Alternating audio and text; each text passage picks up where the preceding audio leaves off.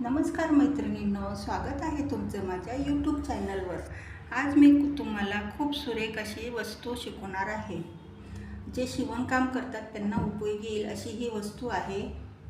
त्यासाठी मी हे लग्नात आलेले आपले जे ब्लाउज पीस असतात ना त्याचा उपयोग केला आहे बरं का। आता त्याचं मी तुम्हाला माप सांगते। आपण हे बघा, त्याचं माप आहे 26 इंच बाय 11 इंच।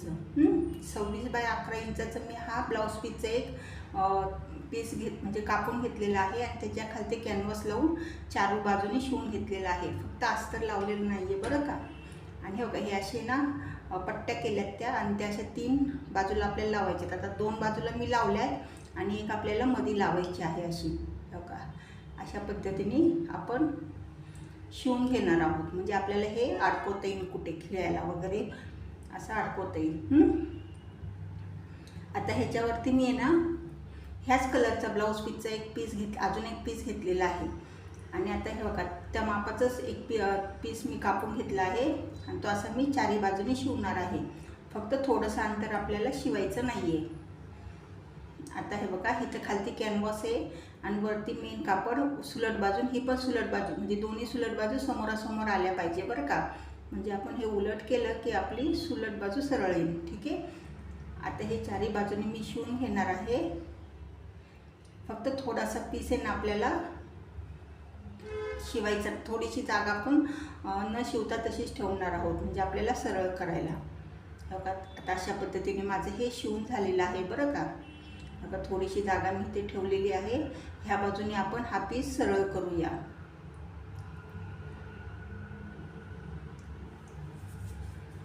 अशा पद्धतीने माझं हे सरळ झालेलं। आता हे बघू शकता तुम्ही, असं हे दुमडून आहे ना आपल्याला आता वरनं चारी बाजूने दाब शिलाई मारायची आहे। आणि हे 3 बघा, मी 3 हँडल इथे असे शिवले होते ना, ते असे वरती आलेले आहेत आपले। आता इथे आपण चारी बाजूने दाब शिलाई मारून घेऊया। बघा, आता अशा पद्धतीने मी चारी बाजूने दाब शिलाई मारून घेतलेली आहे। आता पुढे नीट लक्ष देऊन बघा बरं का। आता ह्या बाजूने मी 2.5 इंचाचं मार्किंग करून घेतलेलं आहे आणि ह्या बाजूने पण 2.5 इंचाचं। आता त्या 2.5 इंचावर बरोबर आपण अशी घडी घालून अशा पद्धतीने वरती घेणार आहोत। ठीक आहे, आणि हे असे इथे हे करण्यासाठी तुम्ही इथे एखादी पिन लावा, कारण की ते म्हणजे घडी निघणार नाही। कारण की आपल्याला इथे 3 कप्पे करायचे, त्याच्यामुळे मी इथे पिन लावून घेणार आहे। आता सेम तसंच वरती 2.5 इंचावर आपण घडी घालून घेणार आहोत। अशा पद्धतीने अशा मी 3 घड्या घालणार आहे। आणि जर तुम्हाला मोठं करायचं असेल तर मग 26 इंचाच्या ऐवजी तुम्ही 30 इंच घेऊ शकता, म्हणजे 4 कप्पे तुम्ही बनवू शकता। हे पण मी 2.5 इंचावर हे करून घेतलेले घडी घालून। आता इथे पण 2.5 इंचावर आपण घडी घालून घेणार आहोत। अशा पद्धतीने मी घडी घातलेली आहे इथे।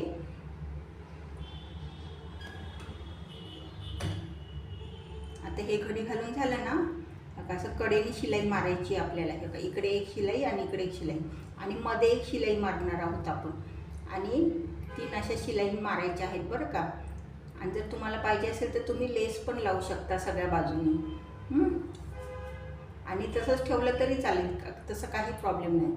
बघा, आता माझं हे शिवून झालेलं आहे आणि मी सगळ्या बाजूनी लेस पण लावून घेतलेली आहे, कारण की हे ऑर्डरचा पीस होता ना, म्हणून म्हणजे लेस वगैरे सुंदर लावलेली आहे।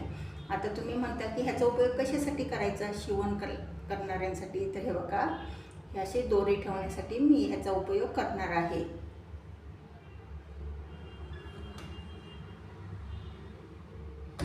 असे दोरे ठेवले की आपल्याला हे थोडे दोरे वरती पण येतात आणि आपल्याला कुठला कलर आहे दोऱ्याचा तो सुद्धा कळतो।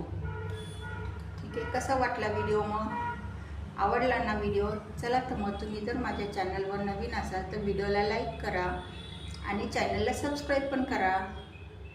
आणि व्हिडिओ आवडल्यास कमेंट बॉक्समध्ये सांगा।